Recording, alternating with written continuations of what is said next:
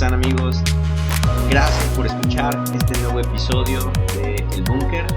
Estamos ya en el número 34 y la verdad es que sí estoy contento por lo que se ha logrado. Gracias de nuevo a todos ustedes que nos escuchan semana con semana. Bueno, aprovechando, les pido una disculpa porque la semana pasada no pude subir este episodio. Fue por un pequeño bloqueo creativo, creo. No sé qué pasó allí, pero al momento de empezar a grabar ya el podcast, venían más y más ideas, venían nuevos temas, venían nuevas dudas, nuevas preguntas, y al final de la noche se me acabó el tiempo y ya no pude subir episodio. Entonces, bueno, ya tuve una semana para poderlo establecer un poco mejor, para poder organizar bien la estructura del episodio, y prácticamente salieron otros temas aparte que no van a ser una serie, pero probablemente más adelante estemos viendo algunos otros puntos que van a quedar quizás al aire de este episodio. Y bueno, ahora sí vamos a empezar. Me gustaría que pudiéramos empezar con algunas preguntas. Y ojalá, si estás escuchando esto, puedas tomarte un minuto para poder reflexionar, para poder profundizar en estas preguntas. Hoy en día, en el siglo XXI, es de lo más común cualquier duda, cualquier pregunta, googlearla. Tenemos al alcance toda la información en nuestra palma de la mano, así que ya las dudas no las meditamos realmente, ya las preguntas difíciles no invertimos mucho tiempo en meditarlas, en profundizarlas. Pero trata de imaginar cómo eran esas preguntas existenciales antes de que existiera el internet, incluso antes de que existieran los libros, antes de que existieran las escuelas, hace cientos de miles de años. ¿Cómo se respondían esas preguntas? ¿Cómo respondían a sus hijos los padres cuando les preguntaban: oye, papá, ¿y quién nos creó? ¿Quién es ese tal Dios? ¿Cómo es Dios? ¿En dónde vive? ¿Cómo se escucha su voz? ¿Cómo se siente? ¿A qué huele? ¿Cómo es su forma? ¿Tiene alguna forma? ¿Él está aquí? ¿Él está interesado en nosotros? ¿Cómo son sus manos? ¿Cómo son sus pies? ¿Cómo es su rostro? Para empezar, ¿él tiene todo esto? ¿Te imaginas esas conversaciones, esas pláticas que tenían un papá y su hijo a la mitad del cerro, entre una fogata, solamente con el techo color plata por las estrellas y por la luna? ¿Te imaginas cómo eran esas pláticas en donde el único ruido que se escuchaba era el de los grillos o el de los lobos aullando? Donde la única luz que se veía a kilómetros de distancia era la de tu fogata o la de la misma luna. ¿Cómo eran esas pláticas? ¿Cómo eran esas preguntas? ¿Cómo eran esas dudas? Y no solamente de los hijos para con sus padres, sino incluso entre los amigos cuando sacaban a pastar a sus ovejas. ¿Cómo eran las dudas que vivían aquellos hombres, aquellas mujeres, de no saber nada acerca de su Dios, de su Creador? ¿Cómo era Él? ¿Cómo es su temperamento? ¿Qué le gusta? ¿Qué no le gusta? ¿Qué le agrada? ¿Está interesado en mí? ¿Está interesado en los demás? ¿En dónde está? ¿De dónde viene? ¿A dónde va? Y con todas estas preguntas en la cabeza, que estoy seguro que también tú te has hecho, porque la historia está repleta de personas que han tratado de responder a estas preguntas. Es de lo más normal que tengamos estas dudas. Incluso creo que me preocuparía más si tú no las tuvieras. Pero yo estoy seguro que sí. Que en algún momento de tu vida tú te has preguntado: ¿en dónde está Dios? ¿Cómo es Él? ¿Cómo es su voz? Y todas estas preguntas existenciales de ¿para qué vivimos? ¿Cuál es nuestro propósito? ¿Quién creó todo lo que hay a nuestro alrededor? ¿Quién creó todo lo que se ve y lo que no se ve? ¿De dónde viene? ¿Cuándo se creó? ¿Por qué se creó? Pero lo más bello de todo esto, o lo más interesante, es que hubo un momento en la historia en la que estas dudas no pasaban por la cabeza del hombre, no pasaban por la cabeza de la raza humana. Y todo empieza en aquel versículo de Génesis capítulo 1, versículo 26, en donde Dios dijo: hagamos al hombre conforme a nuestra imagen y semejanza. Allí empezó todo. Dios creó al hombre y depositó de sí mismo dentro de él parte de su divinidad, parte de su naturaleza, parte de sus dones, parte de sus atributos, parte de su carácter, parte de su temperamento. La depositó dentro del hombre y lo hizo a su imagen y a su semejanza.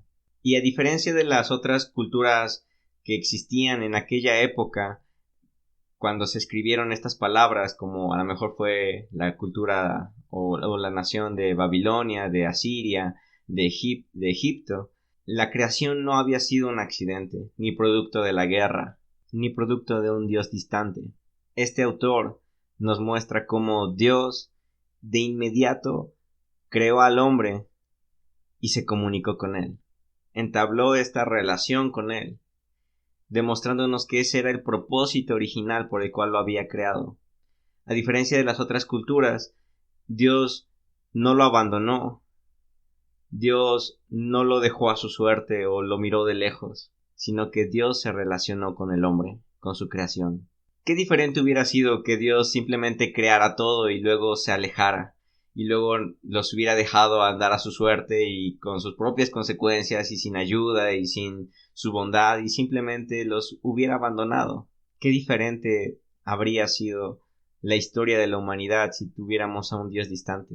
Pero este autor nos enseña cómo, una vez que sopla aliento de vida dentro del hombre, empieza a platicar con él.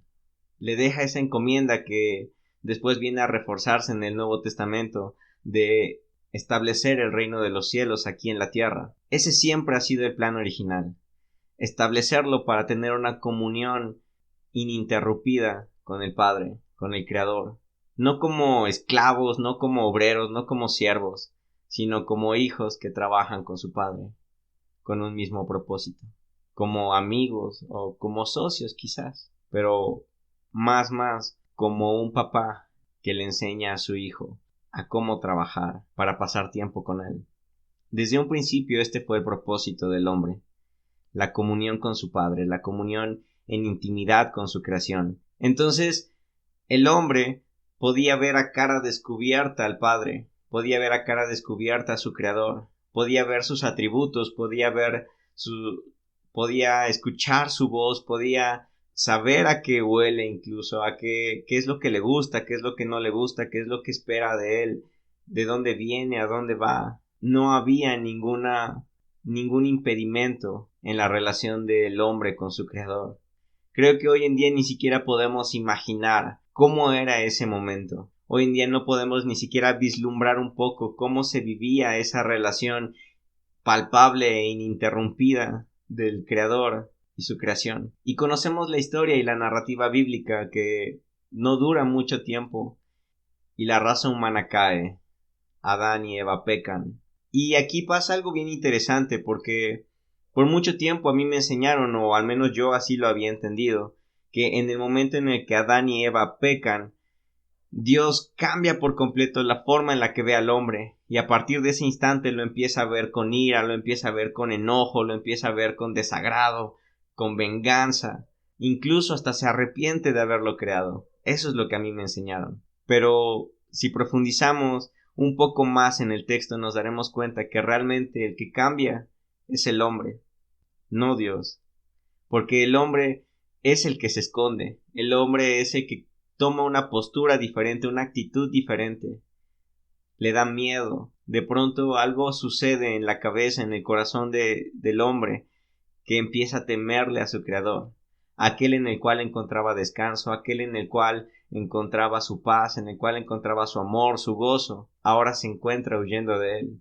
Dios no cambió, y lo podemos ver porque Dios sigue buscándolo, sigue buscando esa relación, sigue deseando mantener ese contacto, sigue deseando entablar esa relación entre él y su creación, y se escucha esa voz de este Dios en medio del jardín diciendo: ¿en dónde estás?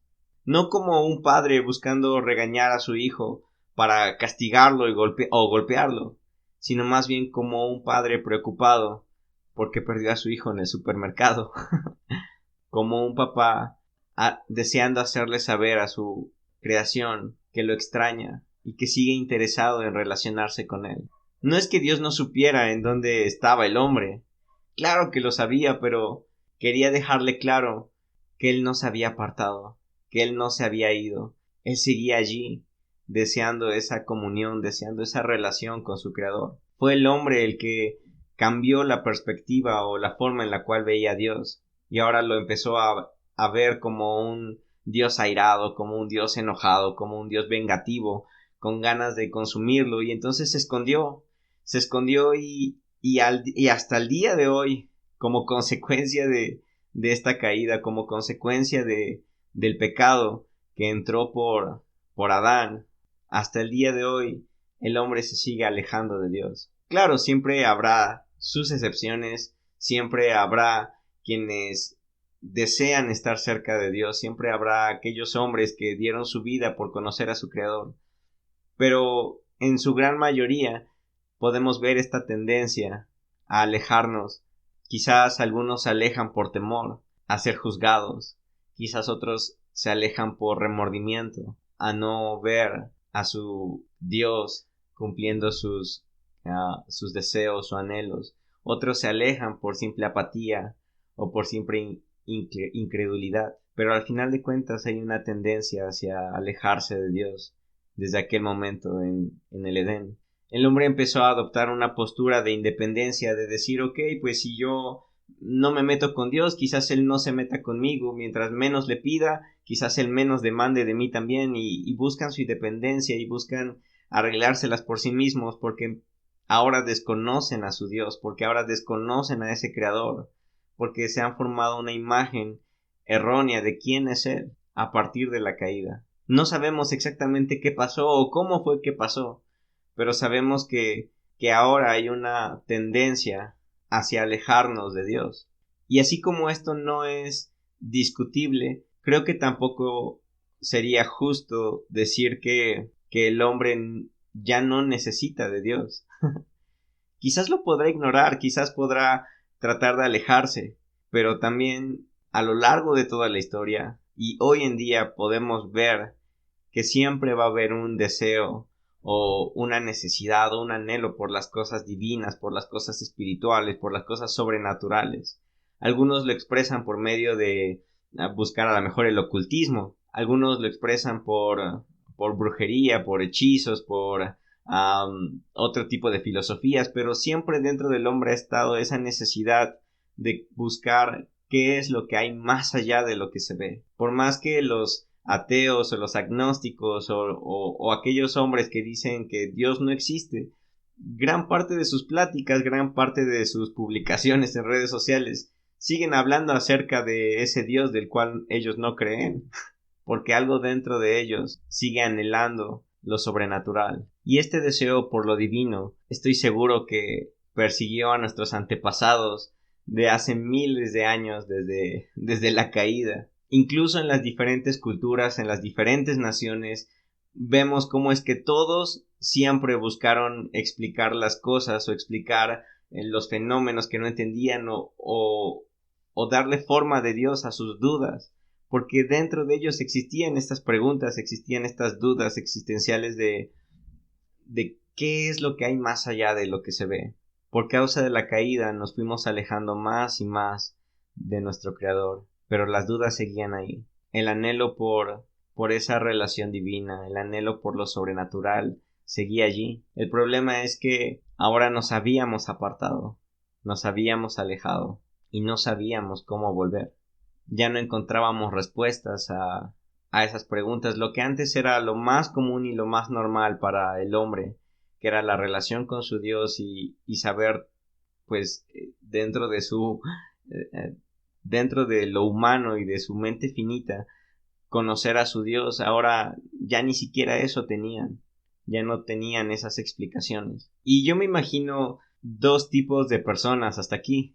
En aquella época donde no existían los libros, en aquella época como de la edad o de la era de Job, quizás, donde no había información o donde no había un gran conocimiento en comunidad, yo me imagino a dos clases de personas.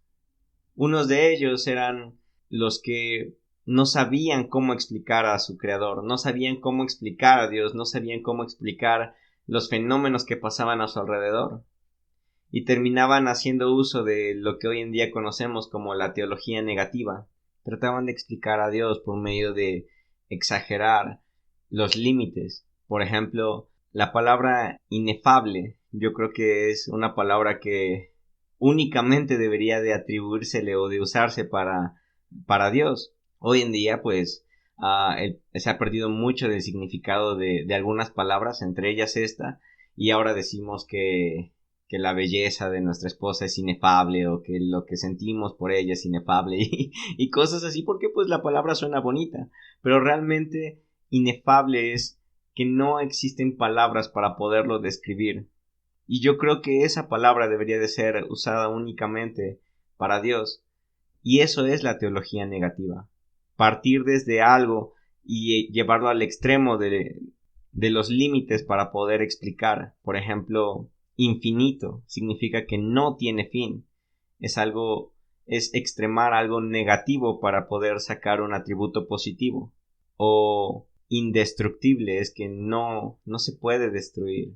Insondable es que no tiene fondo, que no tiene fin. Inmutable, que no hay variación o que no hay cambio en él. Y yo me imagino a estos hombres haciendo uso de esta teología negativa para poder explicar a su Dios, para poder explicar los misterios del cosmos, para poder explicar aquellos enigmas que no encontraban palabras para poder explicar. Entonces Dios empezó a tomar la forma de sus dudas. Cuando no sabían por qué pasaba algo, lo más sencillo para ellos era decir, seguramente fue Dios.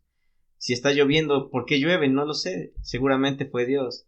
Si hay un huracán, si hay una tormenta, si nos fue mal en la guerra, si nos fue bien en la guerra, si vivimos, si hay...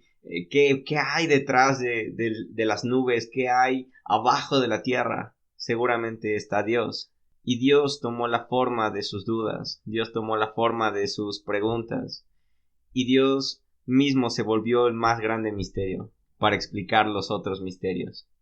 Y a mí me encanta al día de hoy pensar también en Dios de esta forma, como algo que simple y sencillamente jamás podríamos terminar de conocer, algo que jamás podríamos expresar, algo que jamás podríamos entender por tan majestuoso y tan maravilloso que es Dios.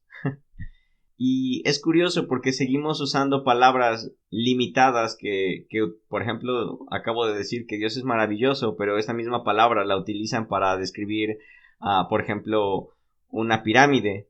Y no podemos comparar a Dios con una pirámide. Entonces, al día de hoy seguimos limitados en nuestras palabras y en nuestro entendimiento para poder describir a Dios. Ahora imagínate, miles de años atrás era todavía más difícil el poder explicar o responder a todas estas dudas existenciales o cuestiones teológicas de quién era ese ser que nos había creado. Y por otro lado, también estaba otro grupo, o yo me imagino otro grupo de personas. Por si me perdiste un poco el hilo, yo lo que estoy tratando de explicar aquí es que en medio de este tiempo de falta de información, los hombres seguían teniendo la necesidad de querer conocer a su Dios. Y yo imaginé dos grupos, uno que no encontraba las palabras o que no encontraba la forma de poder explicar a Dios, y otro segundo grupo que son los que empezaron a explicar a Dios por medio de unos lentes humanos, por medio de unos lentes naturales o carnales. Y aquí es en donde me gustaría meter otros dos términos que no sé si conozcas, yo espero que sí, Uno de ellos es la antropopatía. Y esto significa cuando el hombre, la raza humana, hace uso de sus propias emociones, de sus propios sentimientos o pensamientos y los traslada hacia la divinidad. Por ejemplo, la raza humana decía yo siento enojo, yo siento ira, entonces yo creo que Dios también se puede enojar, también se puede airar. O yo siento hambre, siento sed, entonces yo creo que mi Dios también tiene hambre y también tiene sed. Cuando me hacen algo me enojo y tengo ganas de vengarme, entonces yo creo que mi Dios también siente enojo y ganas de vengarse. Y la humanidad empezó a transferir sus propias emociones o sus propios pensamientos hacia su divinidad, para bien y para mal, porque también decían, veo en mí la capacidad de amar, veo en mí la capacidad de dar, veo en mí la capacidad de ser honorable, entonces yo creo que Dios es honorable, yo creo que Dios puede amar, yo creo que Dios puede dar. Y todo esto son antropopatías, son métodos que o que usamos todavía para poder explicar en palabras humanas, en palabras que conocemos, a nuestro Dios. Y la otra palabra es antropomorfismos, que es lo mismo, pero ahora en cosas físicas, ahora en cosas palpables. Por ejemplo, yo tengo ojos, entonces yo creo que mi Dios tiene ojos. Yo tengo manos, entonces yo creo que mi Dios tiene manos. Yo tengo boca, entonces creo que mi Dios tiene boca. Tengo espalda, tengo piernas, tengo pies, tengo cabello. Yo creo entonces que mi Dios también tiene todo esto. O incluso en otras culturas veían águilas, veían gatos, veían leones y entonces eso lo aplicaban hacia sus dioses para poderlos imaginar, para poderlos explicar y decir entonces Dios es como un gato, es como un león y allí también empieza a partir la parte de los ídolos y las estatuillas y todas estas cosas que vienen por un deseo de querer explicar a su creador, de querer explicar a su Dios. Estos lentes naturales, estos lentes carnales, al día de hoy los usamos, al día de hoy los tenemos. La Biblia está repleta de estas formas de explicar a Dios, pero llegó un punto en el que el hombre revirtió la historia y entonces los hombres dijeron, hagamos a Dios a nuestra imagen y semejanza. Y así fue como Dios se veía más como un humano, se veía más como alguien cambiante, alguien enojado, airado, imágenes o bagaje que al día de hoy venimos arrastrando. A lo largo de la historia nos empezamos a sentir con la autoridad de poder encerrar a Dios en un sistema teológico. A lo largo de la historia nos empezamos a sentir con la autoridad, con la capacidad de poder enterrar a Dios dentro de las tapas de libros o de bibliotecas enteras. Nos llenamos de orgullo, nos llenamos de vanagloria por sentir que podíamos ahora entender y hasta explicar a Dios, saber a detalle qué le gusta y saber qué no le gusta, en dónde habita, en dónde mora, cómo es Él, pero en realidad lo único que hacíamos es volver a Dios más a nuestra imagen y semejanza. Y me atrevo a decir que todos nosotros y en muchos de los púlpitos o en muchos de las pláticas hablamos de un Dios inventado por el hombre y no del Dios verdadero.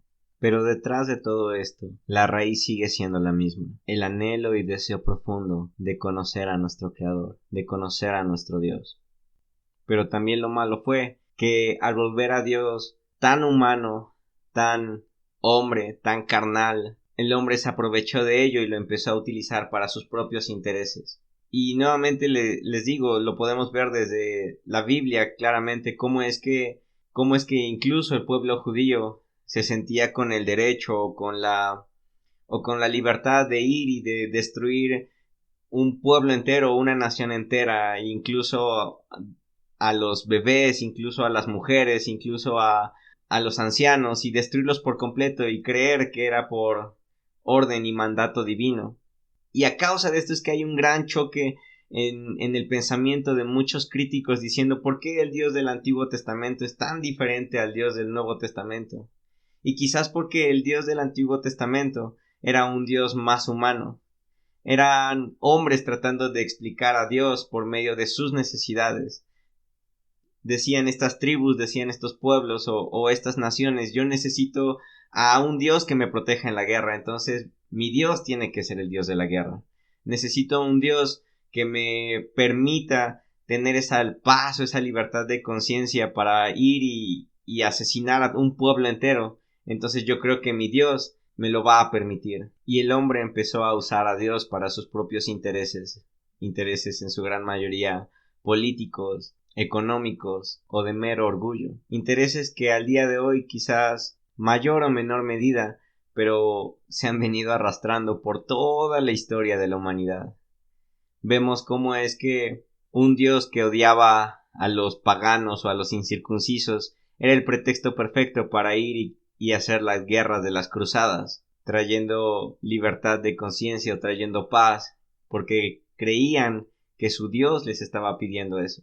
Creían que su Dios, o a lo mejor ni lo creían, usaban a su Dios para justificar sus acciones políticas, sus acciones de conquista. Era el pretexto perfecto, porque ¿quién puede negar a alguien que dice: es que Dios me habló, o Dios me dijo, o Dios me mandó? No hay forma de debatir algo así, no puedes debatir una experiencia porque tú no la viste, porque tú no la viviste.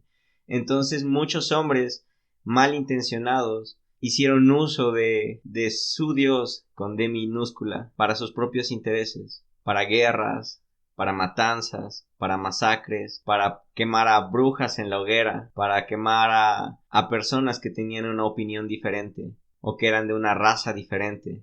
Sonaba demasiado feo decir que porque yo lo quiero lo vamos a quemar, o porque yo así digo se va a esclavizar, ¿no?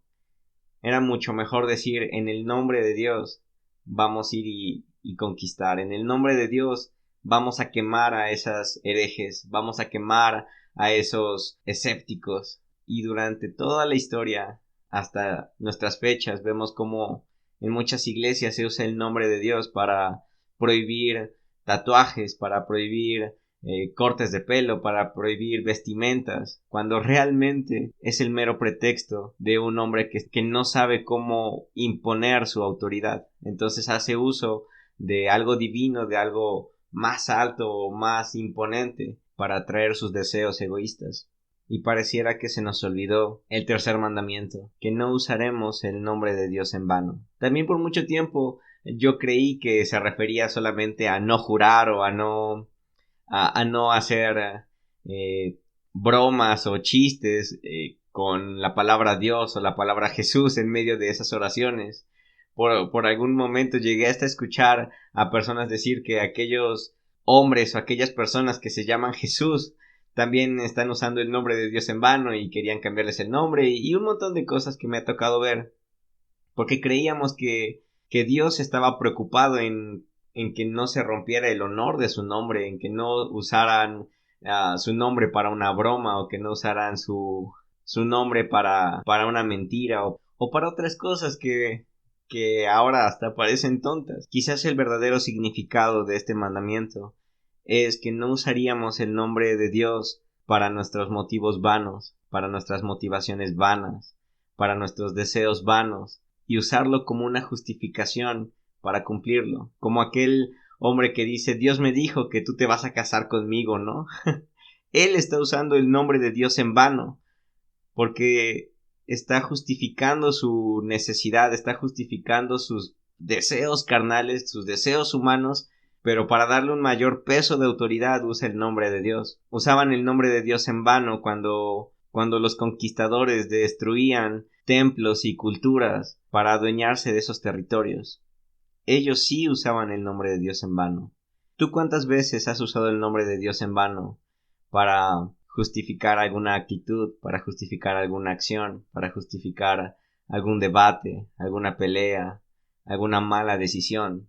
Estoy seguro que si eres honesto contigo, al igual que yo, lo hemos hecho un montonal de veces. Incluso cuando decimos: es que soñé tal cosa y yo creo que es de Dios, o siento tal cosa y creo que es de Dios, cuando realmente tú sabes que no es de Dios o que ni siquiera soñaste eso, pero simplemente quieres darle un mayor peso de autoridad a tu idea, o a tu miedo, o a tu prejuicio, y eso es peligroso, porque eso sí es usar el nombre de Dios para cosas vanas, para motivos vanos o en vano. Y todo esto es lo que venimos arrastrando al día de hoy. Venimos arrastrando esos lentes humanos, esos lentes naturales e incluso hasta carnales para querer explicar a nuestro Dios, para querer entender a nuestro Dios.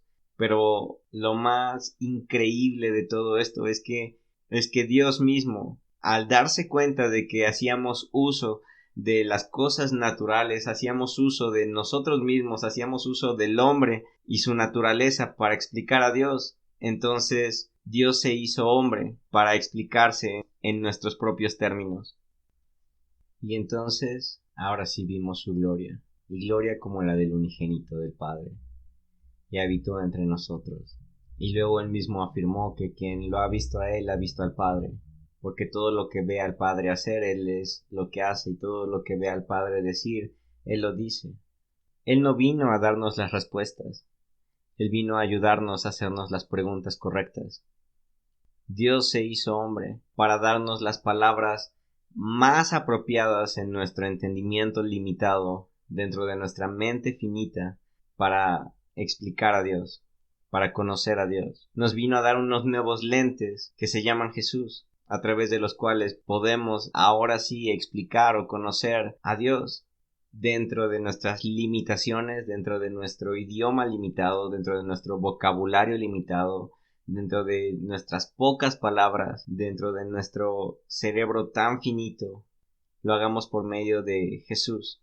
Si tu idea de Dios se parece a Jesús, estoy seguro que vas por buen camino. Ahora cuando leas el Antiguo Testamento, léelo, pero con los lentes de Jesús. Si incluso el Dios de los judíos no se parece a Jesús, muy probablemente es porque el autor o la situación estaba haciendo que la humanidad o que esas personas atribuyeran a Dios cosas de ellos mismos, y no precisamente que ese fuera Dios, sino que era en sus palabras el cómo ellos explicaban a Dios en su época, en su tiempo, en su cultura. Si en el Antiguo Testamento ves a un Dios que perdona, que está lleno de misericordia y lleno de amor, coincide con Jesús. Ese sí es Dios. Si ves a un Dios enojado, airado, que odia a la humanidad, muy probablemente ese no se parece a Jesús, porque Jesús perdonaba.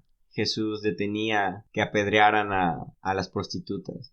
Jesús tocaba a los leprosos, revivía a los muertos. Entonces, muy probablemente esa escena del Antiguo Testamento que no se parece a Jesús es porque ese no era verdaderamente Dios, porque Dios no cambia. Dios sigue siendo el mismo ayer, hoy y para siempre.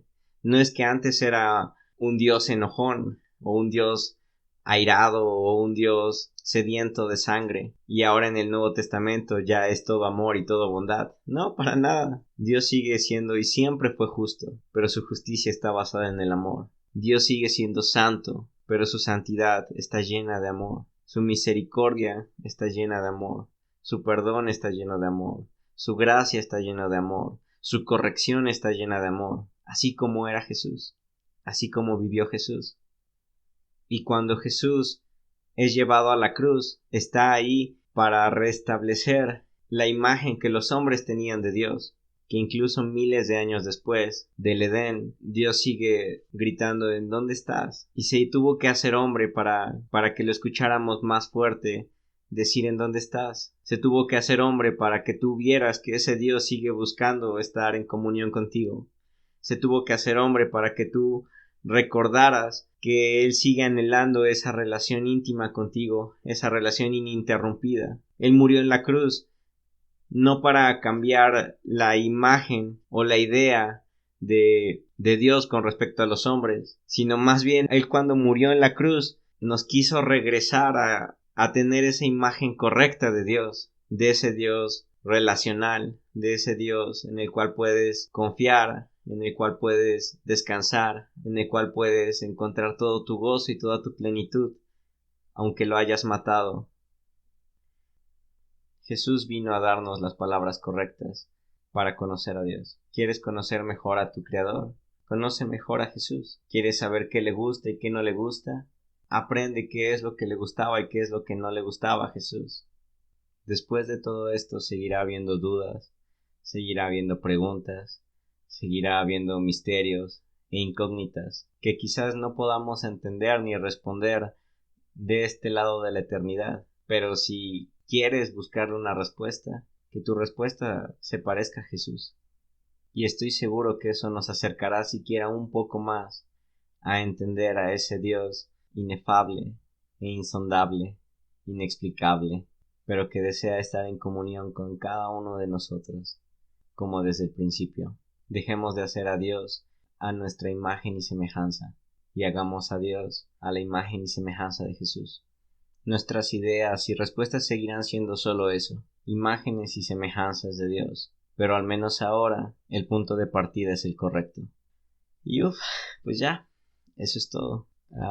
Disculpen si estuvo algo largo o algo pesado este episodio. La verdad es que me costó un montonal de tiempo poder darle forma a esas ideas o poder darle estructura a lo que hay en mi cabeza. Me costó muchísimo poderlo aterrizar, pero espero haberlo hecho de la mejor forma. Yo sé que quizás dije muchas cosas que puedan sonar contradictorias o confusas, pero si tienen dudas no se queden con ellas. Atrévanse a escribirme un mensaje, atrévanse a enviarme un mensaje directo y yo me haré el tiempo para poderles responder y con mis palabras qué es lo que pienso al respecto del tema. Ya, como siempre se los digo, dependerá de ustedes si deciden quedarse con esto o deciden desecharlo.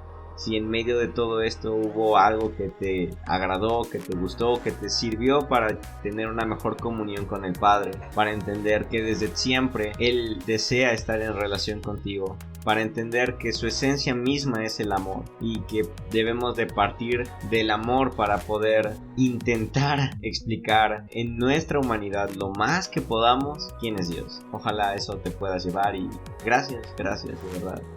Ojalá le puedas encontrar jugo. Déjenme sus opiniones, sus comentarios para que yo pueda mejorar el contenido y para que pueda mejorar lo que estoy compartiendo semana con semana. Es todo y Dios con ustedes.